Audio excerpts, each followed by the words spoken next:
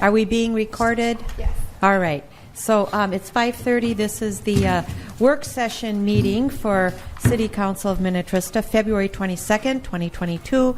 Present this evening are our city clerk, Dawn Motzko, our engineer, Adam Gadbois, sitting in for Allison Fauski, Public Works Superintendent Gary Peters, Council President are Kathleen Refkin and McGregor, John Chumperlin, Pam Mortensen. I'm Lisa Whalen, the mayor. Also, and then also Ali Paulfus, our Director of Administration, Brian Grimm, our Finance Director, and David Abel, Community Development Director. So with that, we have three things on the agenda: compensation study discussion, then the St. Bonnie water main interconnect discussion, and then our 5-year street CIP discussion. I'm going to hand it over to Ali first. Yes, thank you, Madam Mayor. I know this has been mentioned a few times, but the City of Minnetrista has not conducted a comprehensive compensation study since 2007. Most recently, between 2016 and 2017, George DeMock did a compensation study that just evaluated a few positions that were believed to be under market. And since 2017, non-union employees get the COLA increase, and then union wages are negotiated between the unions and city staff and approved by the City Council. We think it's about time that we complete a compensation study to make sure we are keeping up with the market. The city has 22 positions that would be included, and based on some prelim discussions I've had with a few firms, I think it'll cost between $10,000 and $20,000. They can't really give me a good estimate until they give me the full proposal. And I think the study would take anywhere from 3 to 6 months, depending on the firm. So we're just asking for kind of a go-ahead to move forward, get proposals, which we'll bring back hopefully in March here. Questions? I do. Yeah. But Yeah, go ahead. Do you want to start it? Well, I was just going to ask, how many companies do we expect you would do this? I would probably grab 5 proposals. No, that's even more than I. Yeah, I was thinking. That's good. That's all good. Mm-hmm. And then I make a comparison chart, and we can look at price, timeline, that sort of thing. Especially timeline, since if this is going to be incorporated into our budget for 23, we would want, I think 6 months might be a bit long. Yeah, and I think it's kind of on the longer end. I think it takes longer when they're evaluating job descriptions and evaluations of the job. We're not really doing that. We just want to compare to the market and make sure our employees are getting paid competitively. Okay. So kind of a shorter evaluation. Is this all public information? What all public information? All the compensation, all the workers. Okay. So I did try to look it up. Apparently it is a lot more difficult to get than I thought. It's public, but it's not posted anywhere. I mean, you could submit a data request. So budget. I was going to make a few phone calls, which is what I could do, and put it in a chart because I know various people. But I guess where I'm going with this is, how many hours do you think it's really going to take to do that? I don't know. I think it depends on the firm, what else they have on their plate. Okay, so where I'm going with this is, how did you come up with 10 to 20? Because I kind of come up with 2 to 5. Well, I spoke to David Drone. Okay. I spoke to, I can't remember, the Mercer Group, I think. And they gave me, just on a whim, I didn't have the number of positions or any real solid ask from them. And I said, just a simple job evaluation, what do you think? And they said, someone quoted me 6, someone quoted me 12, so I just gave the 10 to 20 to give you guys a... I didn't want it to fall above that, and then you're stuck having to pay more than you anticipated. So, I think some of it comes down to how much... a bigger scope, obviously, if you're looking at what all goes into the position, but if we pretty much tell the companies these are the 22 positions, we're not looking at like more of a org chart type thing, we're looking at more market comparisons, so it should be a little more narrowed and focused, so hopefully the cost should be more... I think the cost and the time should be on the lower end. Versus a full, like I think in 06, 07 we actually did where an org study, it was right when I first got here, so I more just saw it, but it was, how many... Where do you see the city growing? And even looked ahead as far as adding number of employees, and as the city grows, are you going to need I think there was a It was really city in-depth. finance officer versus finance director, get a lot more looking at things where I think we have the positions delineated.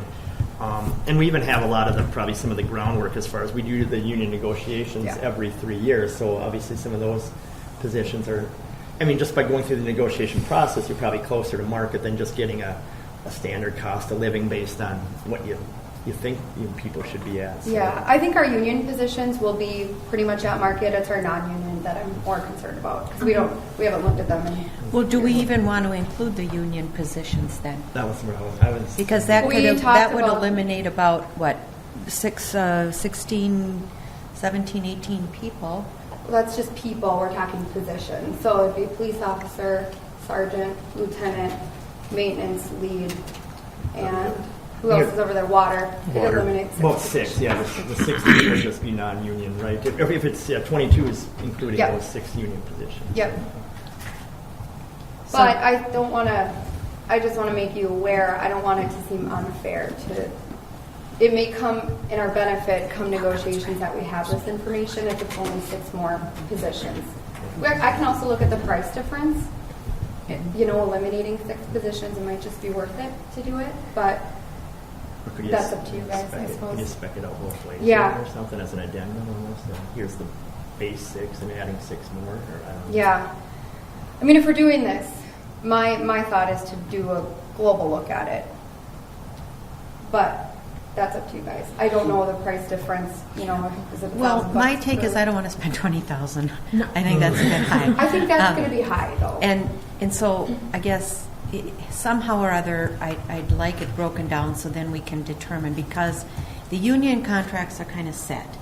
And that's the officers, the patrol officers, the sergeant and so on. So I kind of, and then public works. So if we have to kind of have a budget, and I don't know what that is, whether it's 5 to 10 or whether it's 5 to 12 or something more in that range, then I'd like to say, okay, if it doesn't fall within that frame, and then let's eliminate the unions, because we could look at that 2.5 years from now, where I Are all understand the unions on the global- same time frame? Do they all are? Yeah, So they all they are. coincide. So Yeah, even they if all- we do the union positions, Right. it's not going to change anything. Right. And They're so- set through 2023. So Yeah. Right. Yep. Yeah. So Yep. we could always do a separate one for unions. That's true. Then when it's And we do more- comparisons when we do the Oh, unions. yeah, we do really- those in-house Yeah. and pretty substantially. I think we do a good Well, job of especially diving seeing you've in. got the union obviously pushing back on the data we Right. provide as a city, so it gets to be pretty well vetted or whatever.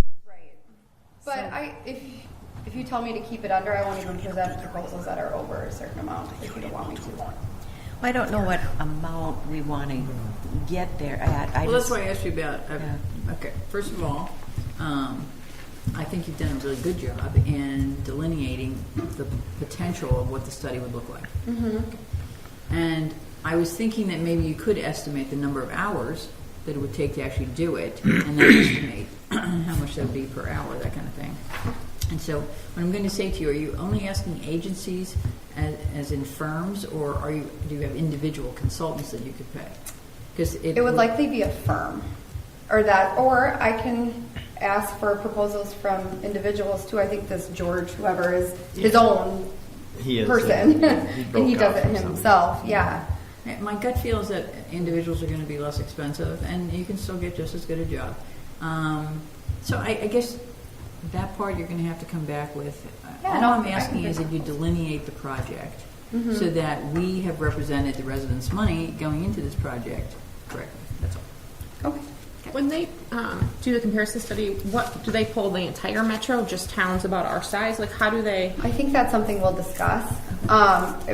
Again, this is really preliminary, Yeah. and I haven't done much work above and beyond putting this memo together and doing quick calls because I didn't even know if this was worth spending our time on. But I think that's something. I think they typically do surrounding Yeah, they do our and likewise populations. Yeah, And, 5,000 to 10,000 people, metro area type cities, and then whether they look at that both, area wide, maybe regional wide, a little bit to some of your other, just to get some good comparable data.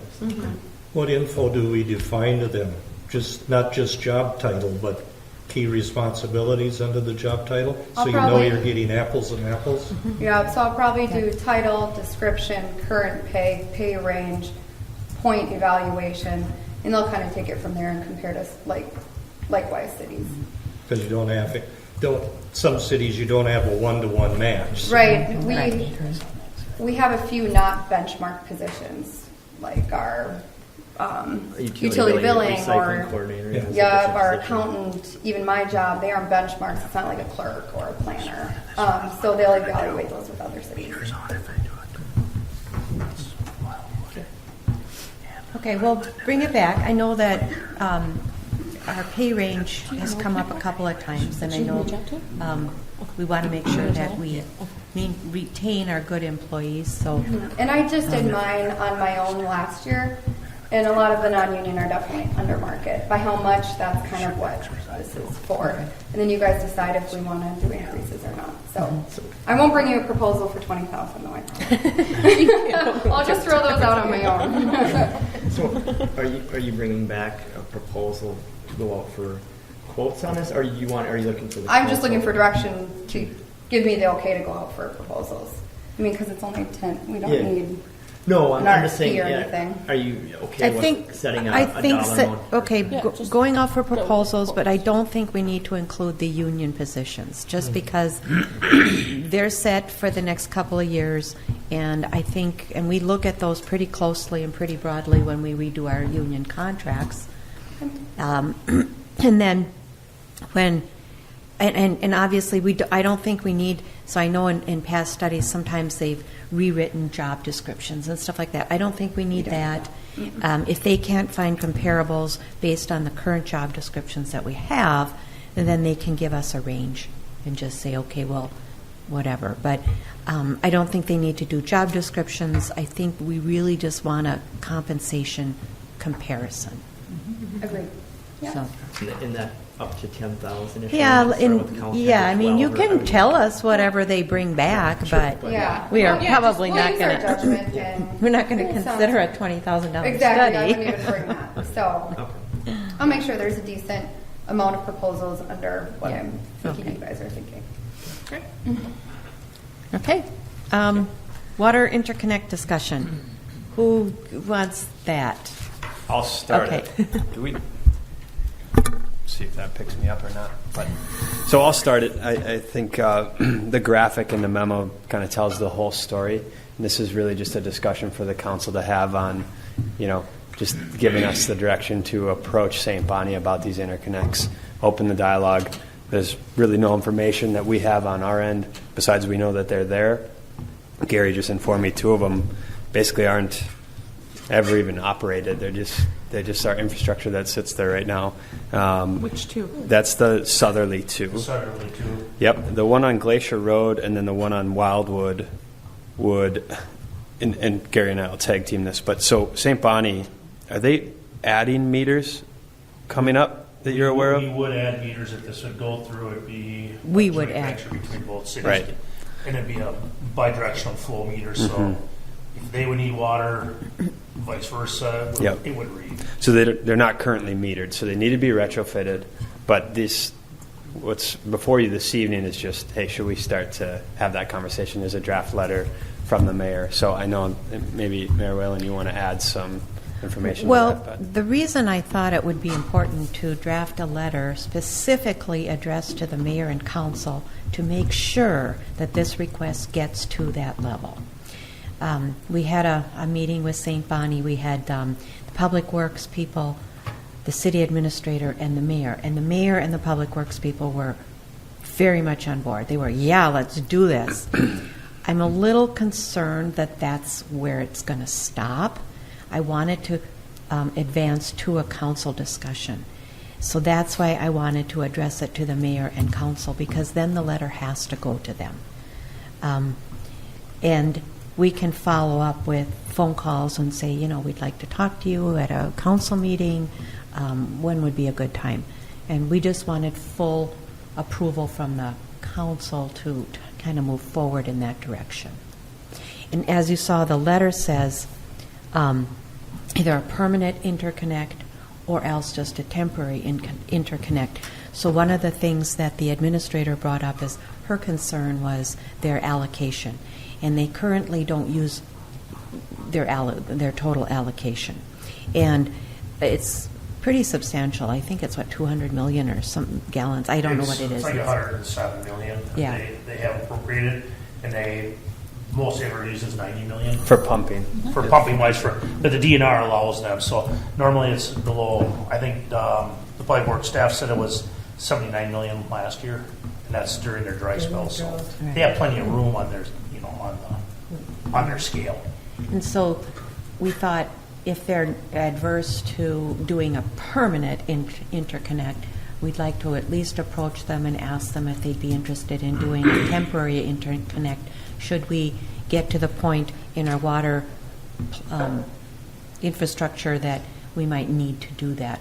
And we were thinking it would actually, on a permanent basis, but if they're not open to that, they could actually provide water for our entire area in that area down there, that whole Hunter's Crest and more. So, but it's in their benefit because they will then sell water to us, and it's to our benefit because we have less infrastructure to build in the immediate, or at least that it would help us out in the short term. It's mentioned in the memo here, but a ton of communities have these interconnects, and they're metered, and they're for use in emergencies and also to share water in times of drought or when there's less on one side or the other. So, I know, for instance, Maple Grove has that same. They sell water to a number of communities around them, and then like Corcoran, I think buys water from them currently, if I'm not mistaken. I could be wrong, and now they're putting in their own infrastructure. So it's not unusual to do that, but it's just a matter of the council having to agree to it. So when we did talk about this. Yes. Yeah. Way back when. Yeah. You probably know this. Why was it the council that just kind of... The council that was there at the time had a very definite opinion about keeping their water to themselves, whatever. And maybe they were thinking in terms of growth, and that's kind of what the administrator indicated to us in our meeting, that they have 40 acres that they could still develop. And if those 40 acres do develop somewhere in the next 20, 30 years, they would need their water. And then, those things can be worked out. Well, okay, if that happens, then we either pay for a plant upgrade, we apply to the DNR for an increase in your appropriations, or we, by that time, have our own infrastructure in place. I mean, there's a lot of options there. But yes, we talked to them, and it was a different council. I think there might be one person still on the council. 2, I think. 2, okay. They have a new mayor since that time. They've had two mayors since that time, and some new council people too. So if this all works out, we just enter into a long-term contract with them, basically? Into a contract agreement. I don't know if it'd be a letter of understanding. Our attorneys could work it out. So We have with the city of Mount already. I mean, there has to be a set plan in place too that would have to go through council approval on both sides. Resolution set. What is the use of this? What is it for? The ones for Mound strictly say for loss of pressure. I'm trying to think what the loss of pressure or fire suppression in time of need. So we'd have something similar to that, but also added in, on a permanent, temporary basis to do this. And they would not be, and I think they're kind of under the misunderstanding that they're going to be supplying the entire area with water. It's just to supplement what we are supplying also. I mean, it's not like we're shutting our main off to go there. It'll just be to help supplement what we're putting out there. So, I mean, we will still be issuing water there, but it will help tremendously to have their system. I mean, there's still a lot of questions that have to be answered. WSB has to get a hold of Bolton and Mink. They're going to have to, plan, are the towers the same height, which they're close, but what's going to happen, in the interim here with it? Are we going to push one way or the other? I mean, can their system at this point, even though they have the extra allotment, can their system, should say treatment plant, supply the water that we're looking at. So, this is just to start those discussions. So and then, then it'll become, the biggest obstacle is going to be the interconnect meters. I mean, there's going to have to be 2 of them put on, because that's the 2 biggest areas would be between Wildwood and Highland would be the one, and that's in a grass area, so there's not a lot of road. The other one would be on Glacier. Those would be probably the most central. The reason we picked those 2 is because of the location. The Wildwood would connect into Turtle, and we could help push faster up into Woodland Cove if we have an issue. And then the Glacier one is right pretty much in the heart of Woodland Cove. Or I'm sorry, Hunter's Crest. So I mean that's the reason we've picked those 2. It would be a great opportunity next year if everyone would go through, because they are looking at doing a total reclaim on Glacier Road on their side. So it'd be a great opportunity while the road is being tore up to install this meter. So. And we really need to install the meter regardless of whether they do. Because for now, we use that as an emergency interconnect, and so if I think it makes sense to put a meter in there regardless. It would. Why they didn't do it in the past, I have no idea. Right. I mean, but I think like with we have 3 with Mound, and I can only find one agreement. And that's the one at 3 points, and that strictly says loss of pressure or fire suppression only. Yeah. And that's why they were set up. That's why, if there's a major need, I mean, we're going to open it up. We're going to let it flow. We're not going to really worry about the water. Yeah. I mean, it's, if we can help them, vice versa, I think, it comes down to, yes, we're going to be losing some revenue, but in a grand scheme of things, if it comes down to something where we have to do it, I mean, I don't think it's going to be But keep in mind, we will have to pay for their water if this goes through more than just on an emergency basis. And that'll have to be discussed too. I'm sure we'll pay more. How much are the meters? Just fall. I'm not expecting. No idea. I have no idea, because you'd be talking Tens of, I mean, if we need to redo the whole manhole. yeah, you'd have to make a manhole structure in between the 2, and put it in. I mean, you're talking. I would 50 to 100,000 a piece.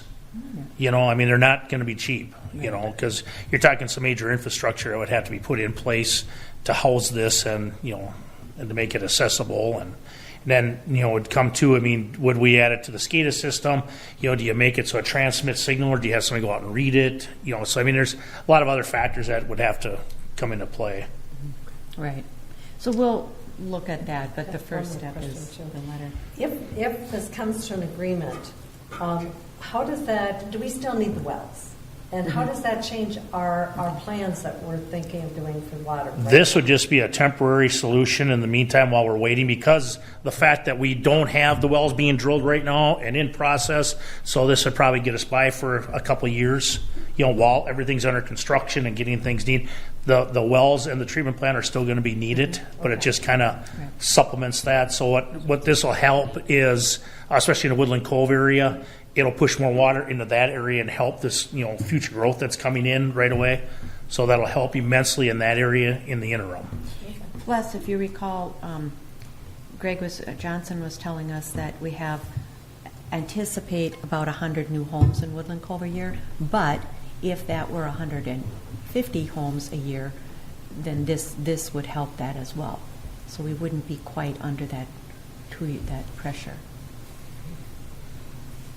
And it might also, the other thing it might do, and again, the engineers have to get together and decide, but the other thing it might do is it would push off having to do that next, not the one that we're talking about right now, but the next wells and the next treatment plant. Might push it off, depending on if this is going to be a long-term permanent solution or if it's just an interim solution.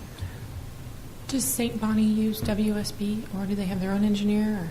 Yeah, they work with Bolton Mink. Yeah, it's Bolton and Mink. Yeah. And we, just because we have streets that are adjacent and adjoining, we have a relationship with their city engineer. Okay. Yeah. I say send a letter. Okay. All right. I agree. Okay. Any other questions? All right. Then the 5-year street CIP discussion. Adam. Perfect, thank you. Yeah, another discussion here, but I'll just start us off. Your packet item has some proposed projects for the next 5 construction seasons, and all of that information's built out of the pavement management report that the council received in October. So using that as a basis, and the council received that, and we talked at length with some WSB pavement experts, Matt Indahar, about proposed plans and the current condition of the roads in Minnetrista. The council's been supportive and going forward with, street improvements every year, and things are going really well.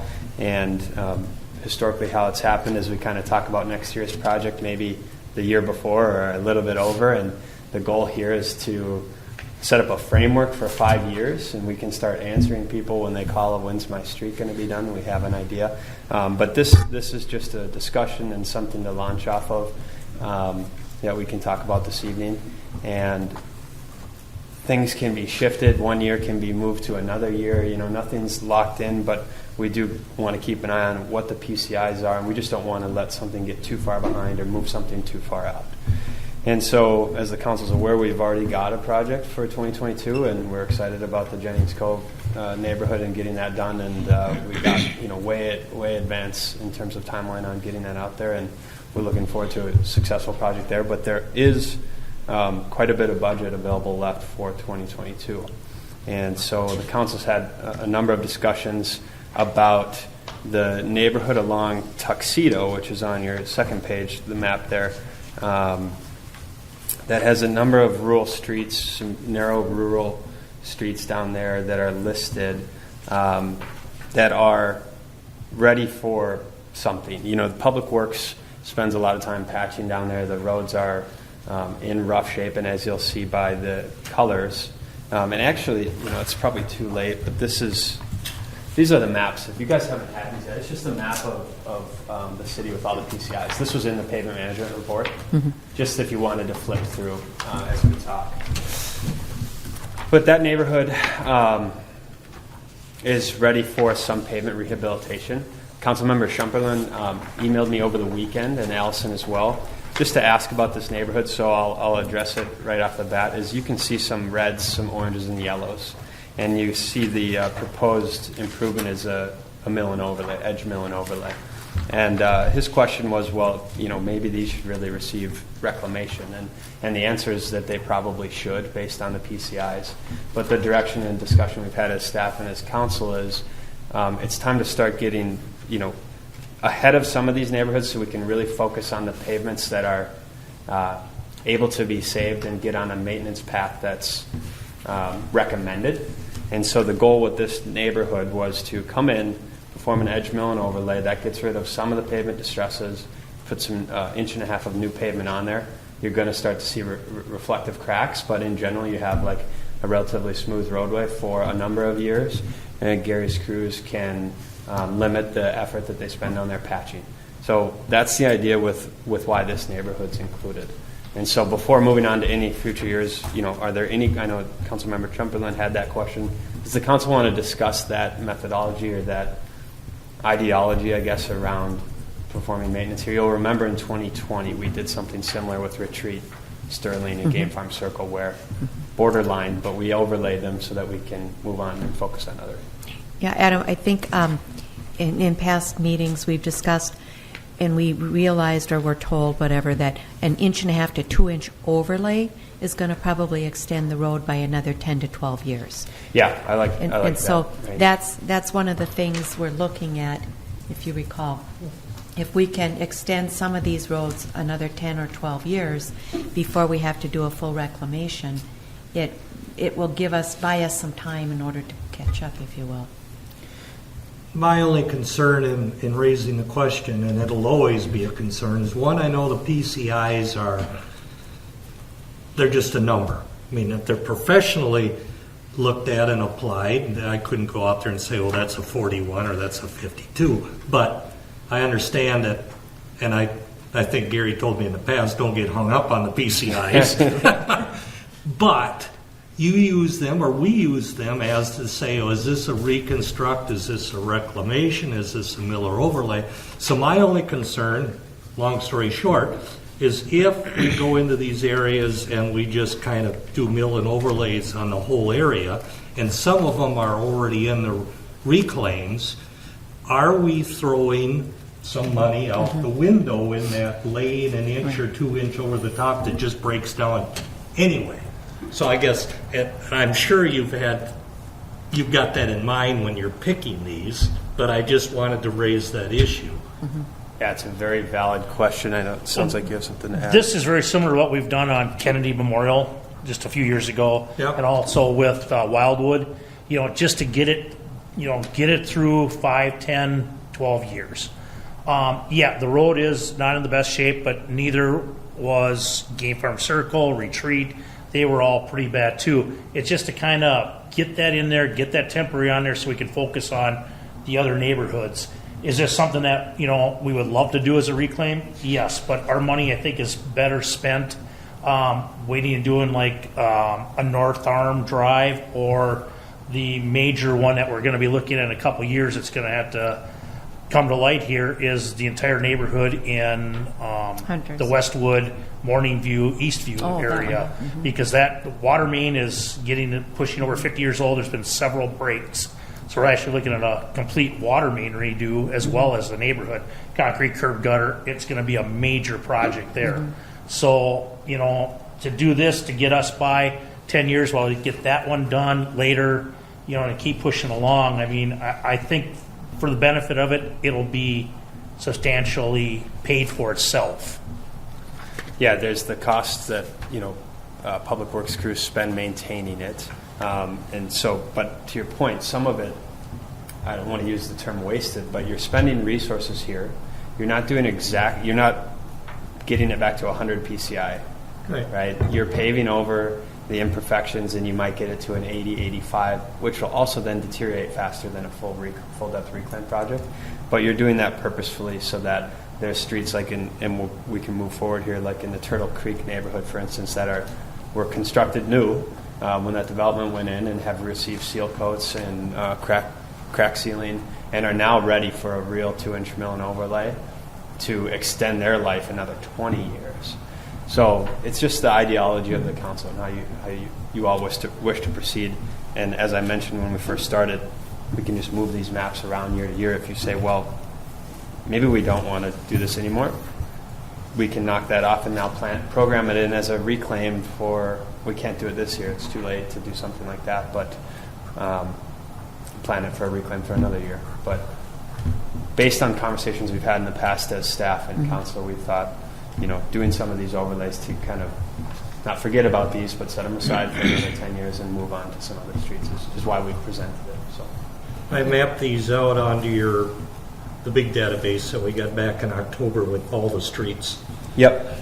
And the 5-year does hit on a lot of the mill overlays. Takes at least the ones, again, that based under PCIs were labeled as mill overlays. It also takes a bunch of the preventive maintenance ones. I guess I like this. The only concern I've got is this year, I certainly don't have a problem, maybe not next year, but we've got a lot of reconstructs and reclaims yet that aren't going to get any better. And I don't know if some neighborhoods, next year we hear an outcry that we need to step back from the mill and overlay, and we actually need to go and do some reclamations or reconstructs. So I know we're not tied to this. It's just a 5-year plan. I'm just saying, from my perspective, I still like the mix of doing the rebuilds when the roads are really bad, and then doing some mill and overlays. And maybe we place the emphasis on the mill and overlays, and then we see what money we've got left and can we do a reconstruct. Obviously, where I live, the neighborhood isn't crying, but you know how bad Susan and Scott are. It's like a roller coaster. And so when they're done, they're going to be reconstructs. And they're not big areas, so we'd want to try to tie them in to Bertram or something like that that's in the same neighborhood. I don't know if they're going to last 5 years the way they are, but again, I'm just putting that out there that this year, certainly no problem. Maybe next year that we try to get a lot of mill and overlays done, but who knows, 3 years. Right. So, are you saying that we need to put more money into the fund each year? May have to. Well, you know, and I was looking at this, and once we get to $1 million, it just million. That's not going to work. Right. Because, Well, as we yeah, you know, can see by the numbers. Yeah, so it's going to have to continue to go up. I mean, there's just no ands, ifs, or buts about it. Yeah, and that was done intentionally, just for the council Yeah. to set some parameters, or do you want it to keep going up 100,000 or 200,000 a year, and obviously that affects the overall total tax levy. And Right. at some point, I mean, I asked the same question when Adam sent this draft on Thursday. I was like, oh, a lot of overlays, which, you know, from a finance perspective, it's like, oh, you don't have assessments, you don't have some of the other headaches, Right. but and you're still getting a lot of stuff done. But to me, sometimes, you know, some of these bigger projects, obviously Halstead was different. That was changing a gravel, but some of those, you almost have to potentially look at a bond project or something. When, I mean, you're not going to be able to raise enough money from the one-time tax levy, whether it's $1 million or 1.1 or 1.2. You know, that Halstead project was. I mean, we had state aid money and stuff, but it was $3 million project or whatever it was. You know, and hopefully we don't have too many $3 million reconstruct reclamation projects out there, but there's probably some that start to add up. You know, when you add them together. Yeah. Chop, prices aren't going to get cheaper. Yeah, So. that's No. true. No. Gary? Well, I just want to say, I mean, and I know it was taken out, but I mean, a lot of cities do have a smaller fee that's charged to homeowners for mill and overlay. I know Chanhasen's one of them that they go through, and it's not nearly as much, but it does help recoup some stuff. But I just want to say, in neighborhoods like your Turtle Creeks, Painters Creek up on the north end, and your Hunters, concrete curb gutter, they're all pushing 20 years old, have had nothing done with it. I mean, they are almost to the point where if we don't start doing something, now you're talking more reclaim. Right. Where if you remember how the chart goes, new concrete starts to go down, you get to a certain point, you do a little bit of crack fill, seal coat, but then you get down to that 10-year, 12-year, you do a mill and overlay, bring it back up and go down. Do the same thing, another mill and overlay. That's how the system for a great pavement system is going to work, where you do these overlays. But unfortunately they have not done that in the past, so we're playing catch up. If you drive through these neighborhoods like Turtle Creek or even Painters Creek up there, you'll notice how everything around the manholes have settled. The catch basins have all settled. The concrete's all busted up. It's time to get in there and save this before it gets to be a reclaim. It gets to be a reconstruct. My guys are starting to get pretty good at doing this stuff. We're looking at doing a lot more stuff in-house. I mean, we're doing a lot of the concrete. We remove everything. We do have an outside contractor come in and do it, but we can do it. We're starting to do a lot of this stuff in-house to try and get ahead of it and save money. Any money that we can save, we can do. I think it was almost $35,000 that we saved out of Jennings Cove. So that just puts more money in the bank to do other stuff. So to look at that, I mean, and I'm going to throw this out there. Game Farm Road's 10 years old. Have you guys driven it? It's starting to bust up. It's starting to pothole, and it's starting to get these things. It's going to be in that need the next 5 years or so. That's going to need mill and overlay. That's a very long stretch of road. I mean, this stuff's got to get planned for, and it's just, unfortunately, we're still playing catch up from the past. We're doing a great job. I mean, we've gotten farther than I ever thought we would have in my 10 years here. I mean, we've gotten so much stuff done. I never would have thought we'd be this far ahead. But it's just going to keep going. So, How big does the project be when we bond for it?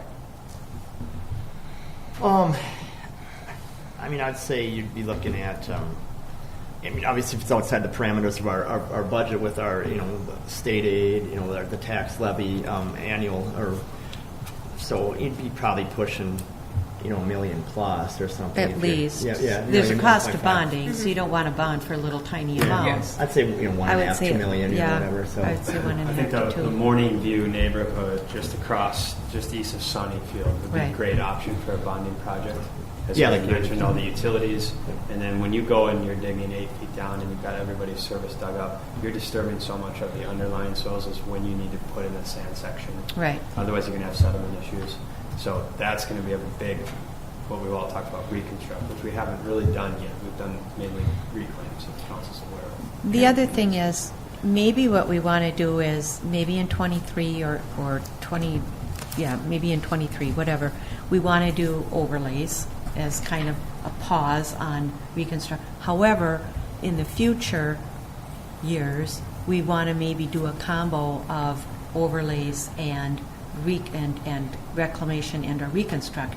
That way, it addresses your issue about we would still have some monies coming in from assessments.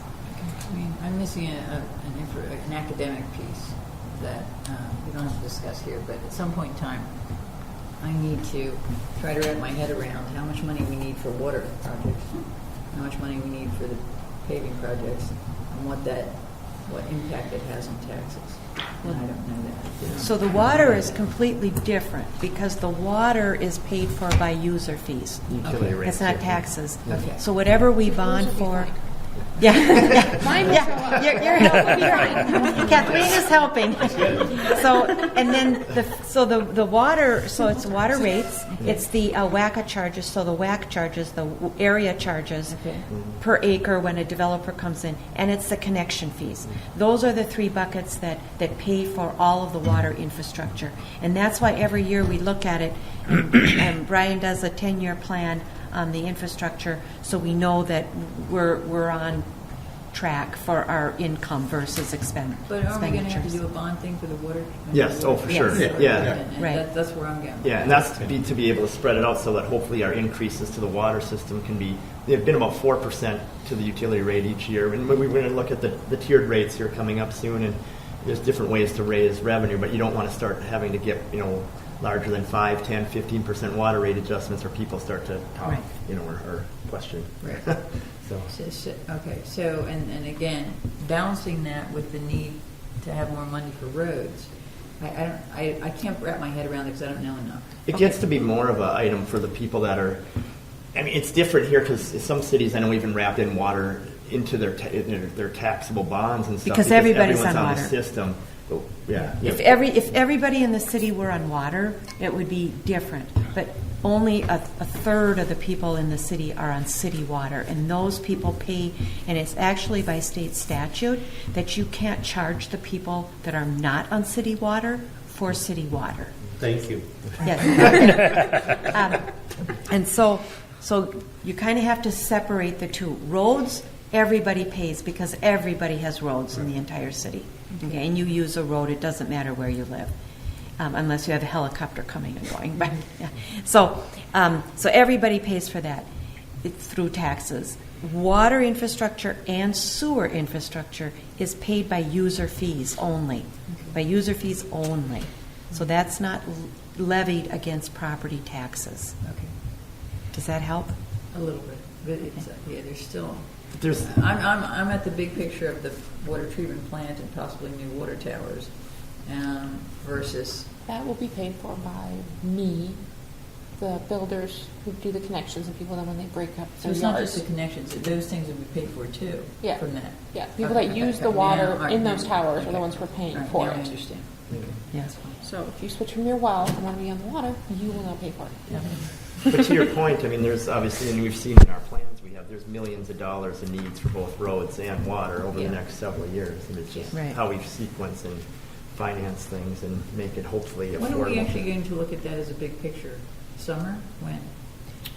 For the water infrastructure? For the whole package. Like how will we know when we're going to need to impact taxes for 2023, 24, 25? When will we know that? Well, for the water, if I can jump in, for the water fund, we do have a water CIP that we put in there, and it does list out stuff that we see coming down the, pardon the pun, but the pipe, as it's coming there. So, the well rehabs, that's the Department of Health says every 7-8 years you should be doing a well rehab to make sure everything's okay with it. So we have that listed out in there. We have our tower reconditioning program in there, but that's every 20 years. So that's spelled out. So, some of that's in there for the water and sewer infrastructure that way. So similar to what we're doing here. We have basically, how's that far? I think that goes out almost 10 or 15 years almost on some of it. So, Like 2030 at least. yeah, So are you telling me that basically if we wanted to add another $200,000 to the roads, That's levied. That's the That's- levy. That's the yeah. levy that Yeah. people pay taxes. That's what I wanted to know. Yes. Okay. Yeah, and that affects property taxes. So we'll talk about that this Yeah. fall, like we did Yeah, last and we year. have the, Summary. we always Yeah. show the financial management plan to the council. We use it more as an we used to adopt it formally, now we use it more as an internal planning document. We try to plan out, it has the operations, the general fund, it has the different debt, existing debt as well as future debt we think we need to levy. It has our equipment plan in there, and then basically, yeah, if we're wanting to add a couple $100,000 to the levy, we levy $5 million roughly right now. That's adding, what, 4% or whatever, right? Or if I'm doing my math or something like that, or every 50,000 is a percent. So if you want to add another 200,000 to the levy, it's it's 4 Just for 5%. roads, that would be just for just roads, for yeah. roads, That's another not including, 4% like, just the for roads. compensation study, paying people and all that other stuff that goes into. Okay, I think my point is that I want to talk about it a lot sooner than next September, but okay, that's enough for me. Well, that's good to know, because then they can put it on their radar screen for maybe a March, April. Can we bring that back, a work session? What exactly? It's for the, Well, Like all of the CIP? the CIPs and kind of take another look at explain those, or the water, the sewer, CIP roads, and or the whatever. long-range planning and That's fine. and Like April or something. because the that'd be other the front thing- end of the budget process. Actually, I'd like our new city administrator to be here, so make it later, but I'm thinking Yeah. more like May, May. June, July. May. Okay, yeah. And then the other thing, what you also need to do is, yes, you look at your water debt, but even though that's not paid for by taxes, but here's your water debt over here, because of our overall debt, that does play into our bond rating. That's what I Okay, so we look at that, and that's why Brian does a long-range 10-year plan to show our people that we're borrowing money from that we're being responsible, and here's how it will lay out. Yeah, You that's know, what I wanted to see. Yeah, Yeah. we've tried to, through our growth cycle, our debt now is back to about 20 million in total. For a while, when we did the water treatment plants, our debt was up at like 26 million. Hopefully you pay some more down, and then you issue some more, and that's, I think most bond holders and stuff look at that as being fiscally responsible to Right. manage with our plans. Right. Okay, that's fine. All right. One question, is this a mirror image of what the spreadsheet had in it, or have there been changes made on here? I guess from my personal view, this is nice to look at, but I like the They spreadsheet. go together. The colors correspond to those colors Okay. on the spreadsheet, so they're useful in both ways. And then just for everyone's information, the numbers on here have nothing to do with the pavement. Those are just Right. The section ID. Sections. It's a way we keep track of them. So, do we want to keep talking about 2023, or does the council like what they see here? If so, we can come back to the next meeting with a proposal to do an overlay project for 2022 for this project area. Well, I think to John's point, if we have areas, so if I look at this map in our packet, Yep. there's a couple of roads that are red, so they're actually failed, right? If they're red, they are Failed, in okay. the 40. And yellow is fair, or so we have mostly out on the island failed or poor. So I guess the question is, do we want to hold off on those and do a reclamation versus a patch job? I guess that's Here'd be your choice. Either A, you do the overlay, or B, let it go and just let it die. Just don't do anything but minimal on it, just like you do at the end of Kings Point when they opted out not to do the end of Kings Point, which was foolish at that time, but just let it die out. I mean, just do minimal patching, let it go till it's absolutely to the point where it has to be done. Because if you're not going to say, it doesn't pay to go in and save this little area when you got a lot of other areas that need work too. To my opinion would be, if you're not going to do the overlay, let it go till it's completely rotted out and then redo the whole thing. so. Do you think we should do the overlay? What's your opinion? I think we sat down. I mean, yeah. I mean, I'm the one who said we should do this. I'm just wondering what the actual PCI is of 921, and it could be, yes, it's red, but it may be high red. Says on the spreadsheet it's 33. Okay. For And 9. The other one's Estall. It says that one's 39. So I mean, So you're going to get the reflective cracking right away, but the new mat holds together relatively well. We'll come in just like we will hopefully come in this year as well and do crack sealing on Retreat and Sterling, the ones that we overlaid 2 years ago. And so it's just you can go either way, as Gary mentioned, and I think that there's justification for both. It's just how does the city council want to spend the budget on the streets? You can do it both ways. So on your spreadsheet, you have the section ID, which Gary's identifying. Then you have length. Is that just like a football field is 300 feet? So when I look at the footage on here, for instance, Warner, which is one in question, says it's 337 feet. So it's football field length? Yeah, Okay. so Sure. that's That's the section length. And we Yeah, have the width. section length. Great. That's how we get our budget numbers, right? Length, Okay. width, and then we know cost per square yard for these projects. So is one of the main benefits of doing this area, obviously we've done some other work out in the Tuxedo, it just makes the area more contiguous, at least look a little better in general. Well, together, and right? I mean, the stuff I would really like to start thinking about if we're going to start, doing these bigger projects like that. It should have been. I mean, we tried to get Lee Road into this, Right. and they opted out. Same with Kristen. They should not be allowed to just opt out Yeah, why do they get to opt out? because they don't want to pay the don't wanna assessment. pay Now they're But going to I get don't this think for anybody free. wants to pay the assessment. I mean, And I'm now not you're going to gonna do it for free. I mean, to me, and I put that in my statement to these guys. It's like to come up, in here. They might There's- have moved. They it- might have moved. We gotta- Well, but I mean, but They might not even make it. well, but I'm saying, but I mean, some of this stuff's got to look at as the big picture. I mean, do you want to, like Hunter's Crest, Hunter's Trail is getting terrible, but all the side streets should be done first, and then you do the main drag type deal. Here, you did the main drag. Now you're trying to catch up on the side streets. Right. To me, I mean, yeah, it's a little bit more money, but you should probably be looking at the big picture. Do we want to do that at that same time? Assess everybody for it and be done. Right. I mean, it's just, to me, if we leave that, we can move on. I mean, there's a, to me, I'd rather save yes, I'd like to save this area. I mean, it's a jaunt out there for us, but I'm looking at Turtle Creek. I'll put these out there. Turtle Creek, your Painters Creek out there, concrete curb gutter. It's a great road, right? Or I should say, it's not a great road, but it's a road worth saving before it gets too far. Right. I mean, definitely. There's no concrete curb gutter out here. Can this get by? Sure. I mean, but if you're going to do, if you're going to skip it, let it go. But then, move on to, areas where you're going to get a lot of bang for your buck. Yeah, I guess that's, my question is, are there roads that are yellow and orange that we should be doing instead of this one? Because some of these are already bad and just wait longer. Yeah. I mean, Yeah, just plenty of yellow on here that we could save.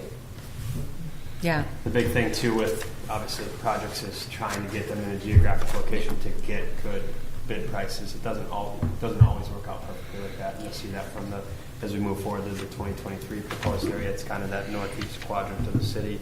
We're just trying to go pocket by pocket. And so my recommendation is not to make a habit of doing these overlays that on streets that Are red. That are gone. Yeah. But also, if you've got a plan in place we're just doing this to get by to go take care of other streets in an appropriate manner, then I think it's justifiable. So it's really just Well, I think Kathleen and John are kind of saying the same thing. If it's red, let's just let it go. I mean, just forget it, And but let's try and save the yellow and oranges. Especially if Lee Road didn't want, I can't remember that they didn't want to be in it, but if they didn't want to be in it, they're not in it now. I mean, So for clarification, like this project area has some yellows. Yeah. But it wouldn't make sense to go in and just do half of one road. So you're kind of saying no to the neighbor. Probably. Right. And I'm not advocating for Painter Road, but I do know the condition of that, and I do know that if it is left longer. it Painter will not. Circle is already getting to the point where it's Yeah. block track crazy, and that's another one. Do it now, save it, and then come back, 10 years from now, and then do a reclaim on Much it. more comfortable with the yellow. You know. don't Yeah. overlay them, that they're really Yeah. going to hold up. It's- all the painters are defined as mill overlays at this stage. They're all in the 50s and 60s.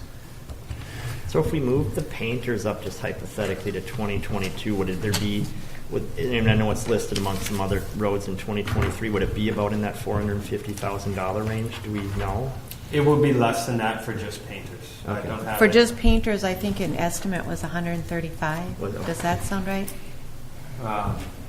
My big spreadsheet's not loading. That Okay. sounds a little light. It's a Yeah, it long sounds road. light. It's Okay. a very Say long closer to stretch. 200. Maybe about half of it or something? Give it Yeah. half of 450. Right, so it wouldn't use up all the remaining budget, but there is, as you see that other figure 1B, a segment of Game Farm Road East.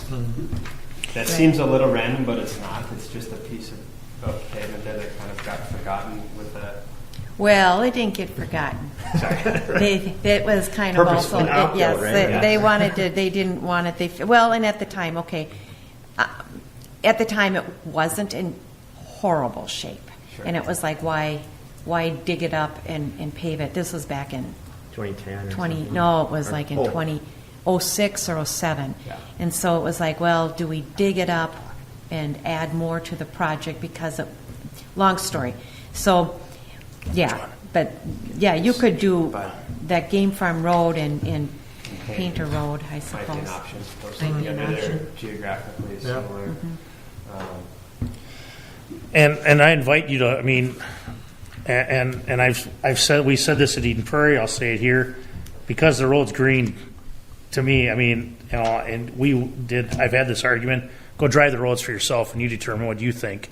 You see a lot of, I don't agree with some of them, and I'll argue till I'm blue in the face with the so-called pavement experts. We're on them every day. Right. We see what's going on with them. But they're 20 years old. They're due. We got it. Especially, painters and Turtle.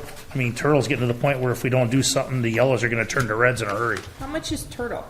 To do Turtle? That was almost $1 million alone. 24. That's the and that neighborhood's $984. $1 million. And so one thing I'll say to Gary's point, the PCI, and you guys may recall this from the payment management report, PCI is just one piece of the puzzle for us. And so once we have some direction from the council comfort with this plan, we'll be coming with a proposal for coring. We need to have the coring to make sure that, especially on not the roads where we're just kind of overlaying to get them by, but we're proposing a real pavement management solution. We want to make sure that the cores justify that. So Yeah. to Gary's point, it might be green now. We take a look at the core and it's like, oh boy, yeah, you know what? We really need to get it. So Does it make sense to do less this year and then bump Turtle up for next year? Were you thinking that, well, here's another thought. Because Jennings Cove is being done, it seems to make sense to do something in that northeast. Great. Or, Jennings Cove is basically kitty corner from Painter Road and from, not too far from Game Farm. But, having said that, can we do Painter, Game Farm, and Turtle Creek? I know that's kind of out there, though. That's. Well, it'd be, you wouldn't do Turtle Creek, you do Painters Creek up there, is what you're thinking on that end? Yeah. that gets really expensive. That Because that'll of be the over dist- the yeah. $1 million that we have. Okay. Yeah. It will. But that's not to say we can't then get Painters Creek neighborhood. That's that smaller neighborhood circled right in the middle. Right. And 732 is what Ridgewood. Ridgewood Cove. And then, Sunnybrook Circle's been a long time thing that we've wanted to take care of. We've actually included it in the project in the past, but we didn't like the cost. This was maybe 2018. Yeah, there's some drainage issues along there. It Still needs piece drain together a tile. project And for 2023. Well, in I that think we area. should do Or- something, or- and we have, how much do we say? We have 400 and, 480, 447. So roughly 447. 450. Yeah. you know. 450, so 450. So I think we should do something with fair, if they're in fair and good shape, we should do something. Okay. And since we're doing, my guess is we're going to get a better price if we do something close to the Jennings Cove area, because then the people that are doing that might give us a really good price on those. Especially if they're just being mill and overlay. The Right. contractor for Jennings Cove is a paving contractor. Right. So I'm sure they'd want to bid on it. The only thing is it's obviously going to be delayed. It's not going to be bidded in the next month, because with these we want to gather a little bit of Right. total survey. We want to make sure that we're checking cross sections and making sure there's a crown on the road if we need to correct that sort of thing. So it'd be a little delayed, but that's not to say a lot of these paving contractors are looking for work in the fall as well. So, if we got it out in the next few months, we'd still be So like by May? appropriate for bidding. Yeah, like we've bid plenty of projects in May and communities and the bids typically fine. So I would be in support of, those two roads, the Painter area and then Game Farm Road East, I think would make a nice overlay project and attractive one for a contractor. Talk about the For exercise, yeah. 2022, Yeah. you're talking about. I think so. And then in 23, using all of our dollars for overlays and not doing a reconstruct project to try and get, if you will, caught up. But then I think we need to, in 24 and beyond, I think we need to do a combo so we have assessments coming in. Yeah, I mean, I'd say for 2023 we do turtle because that still seems reasonable where it won't all be, orange and red. Right. And then 24 we do the half. And the other thing is, if we have to do Morning View, Morningside, or that whole area, we might want to consider, and let's just say we have to bond for it, that might be also a really good time. I don't know when I'm trying to think of when the game farm comes off. Do you know when that comes off? That's probably, I thought that was a 20-year, and then it's It was probably- done before I got, this is before I Yeah, got here, so it must have been 2010. Yeah, I want to say. I think 2010 it was was done. in 08. Yeah, It well, was the- before then. The game farm took multiple iterations. I think by the time we finally got it done, it was 09 to 2010. Could be 09. Yeah, 09, yeah, because Highland was right Yeah. before, Highland was 20 or 2011. That was 11. Yep, so it was a couple years before that, so. Yeah, I would say 09. I don't think we really have anything coming off too much in 23, 4, 5. We will more towards the later half of this decade, I guess. Okay. I'm just thinking if one comes off, then that would be a good time to bond for a larger project again. So we can look at it, see what we want to do. But I'm thinking if you do that area and you want to bond for it, then bond a little bit more and do some other projects Yeah. as well. You know what I'm Yeah, saying? tie some more roads into the Right. Morning View one. I'll just add to that, I think that's a great idea. If you look at figure 2, Morning View is the one with the big red diagonal line. We've got a couple areas that are now getting bumped from 2023 because we're going to go to Turtle Creek that they don't need to be reconstruction, but we can incorporate those 2 or 3 streets with that Morning View project. Get a big project all in that same area.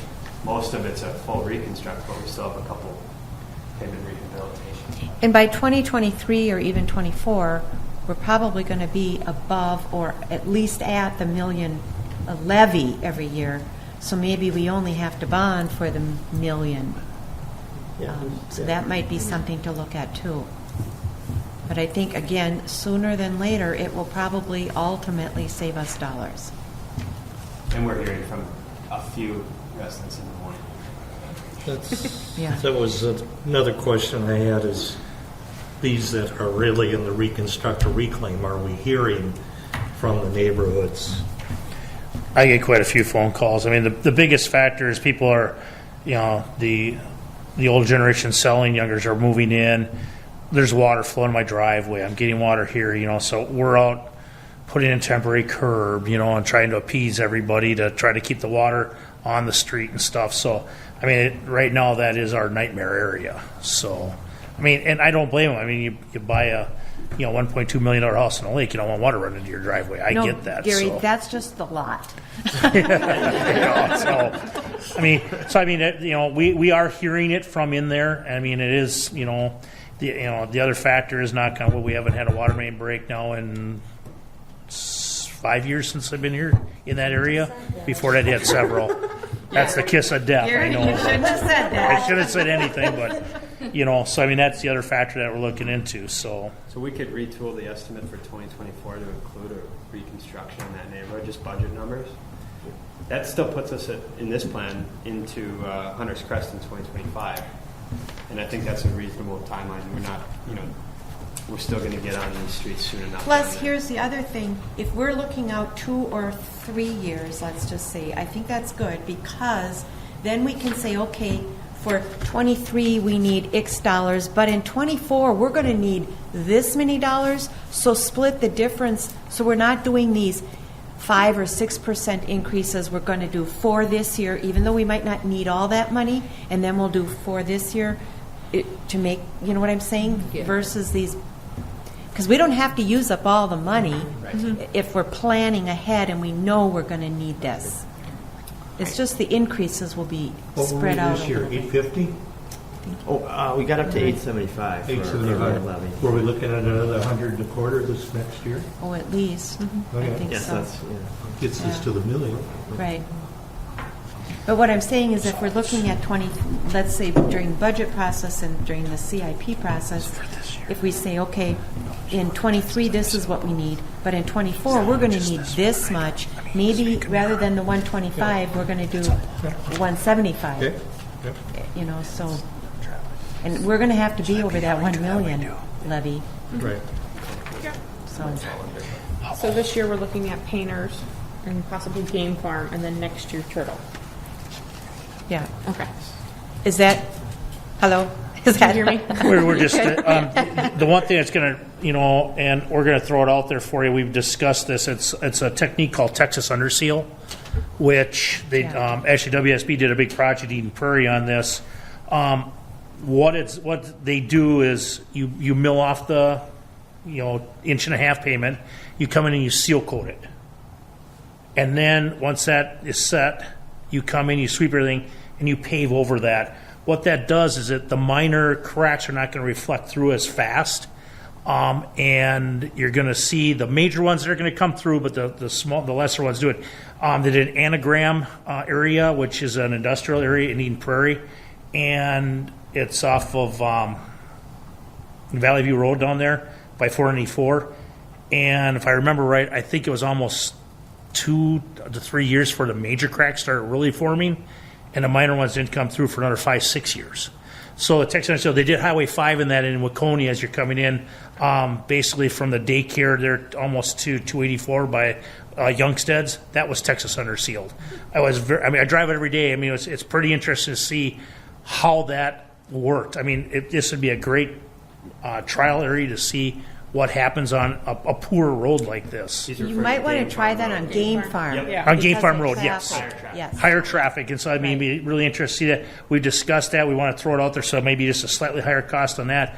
But in the long term, I think it's going to be very substantial, especially on a road like that, It's a good to thing see what trial happens. now, and then we've got these minor collector roadways elsewhere in town, and if we like how this performs, we can go forward with that on those more heavily trafficked. Yeah, I would just say heavily trafficked ones. I don't think you would need that necessarily on the lighter, like on. No, but on your Yeah. bigger, on your Yeah. larger reclaim, yeah. I mean, it definitely is going to be it's going to be helpful on stuff like that, especially it's coming up. If we test it here, see how it goes.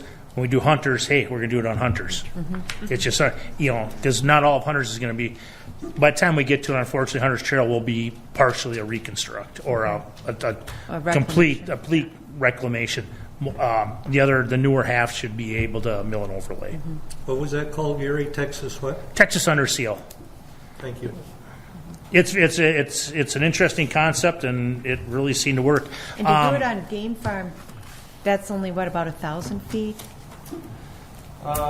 It's probably just slightly over that. Okay. I don't have it in front of me. but- I'm just guessing. Yeah, I mean, it's about $8 a square yard extra, so we'll break that out. Okay. When we go forward. And if you decide not to do it, I mean, we'll put it on there. Pull it. You can always pull it off. if it's not that much, it might be interesting to do, and that would be a great spot because of the traffic. So- The other thing, and maybe this, and I know it's getting time here. One thing that Adam and I have been discussing is I know that we're not doing a lot of seal coating now, but actually myself and Randy are going to a new seal coat class that's getting put on through the U of M that MnDOT's putting on. What we're wondering is, what we saw in Eden Prairie was the same thing. A lot of this that you're putting seal coat on an older road, the new polymers are not, we believe, are not really designed to go on old pavement.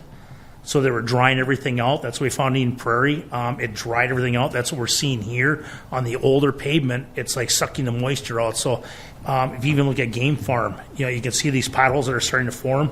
It's actually what's happening is the seal coat's peeling off first. And you look under there and it's all dried out. What we're wondering is, and we're going to probably look at doing that probably this year because construction's not done. But we'd like to do a test area in Woodland Cove on the west side there in the Estelby, Bracken, Ginger area to try to do a seal coat with a fog seal over it. The reason we chose that area is when I looked at when we were doing pavement study out there, I noticed a lot of areas have segregation. So what's happening is you don't want that. So what you're looking at, you want your pavement to look just like this table. But there's areas, large areas, half the size of this table, that it's all rock. What happened is the load sits too long on a truck, and the rocks, as they're tumbling, they're gonna segregate into itself. So as it's paving, you're not getting that smooth texture all over. So that's gonna let the water and the moisture in, and it's gonna start breaking up there. Now, with this new pavement, which is designed with the new polymers that we're using in the seal coat, are speculating this. That's why I want to go to this class in April. It's going to be awesome to look at. I think it's going to adhere a lot better. You're not going to get the delamination. You're not going to get the like the moisture sucking out of it. It's going to be more like put hand lotion on when it's dry. So that it's something that we would like to look at. Probably not for for 2023. Once the construction's all done, and you get everything out of there, so you don't have everybody turning on And it. you And that usually type do of a stuff. seal coat a year after you do the final wear course, right?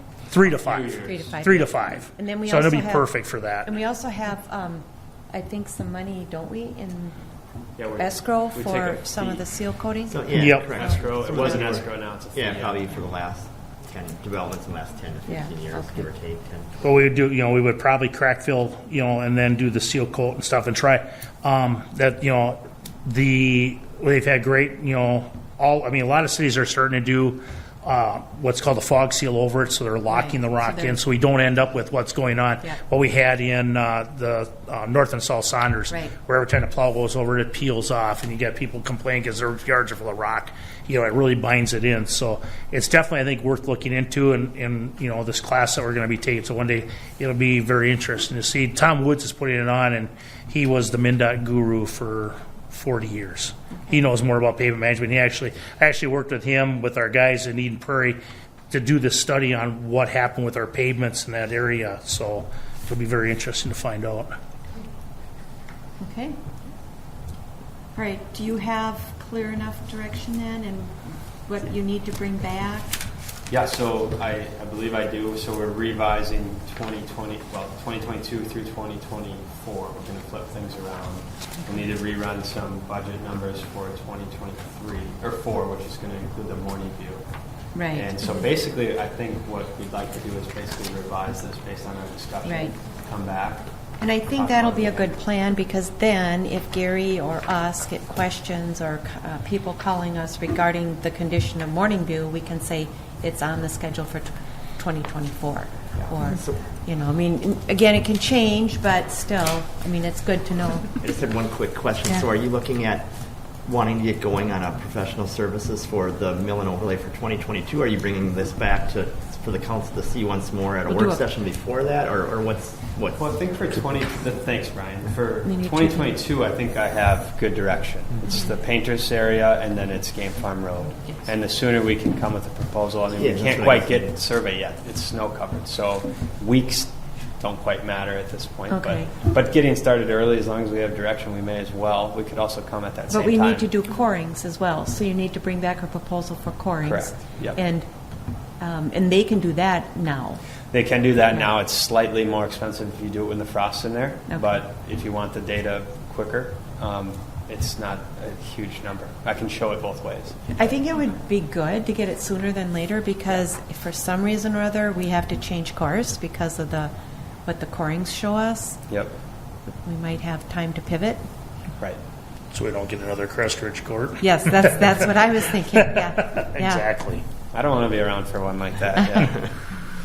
Okay, so you'll bring back a proposal for corings and a proposal for professional services? For the 2022 For the overlay. 22. And a revised. And a revised, CIP. we'll let Can them we meet the fit all CIP. that in? Yeah. The proposal should go really quickly. It would Okay. just be, this we'll talk about again probably, but. Okay. All right. Questions, comments? Good. Okay, we're good to go.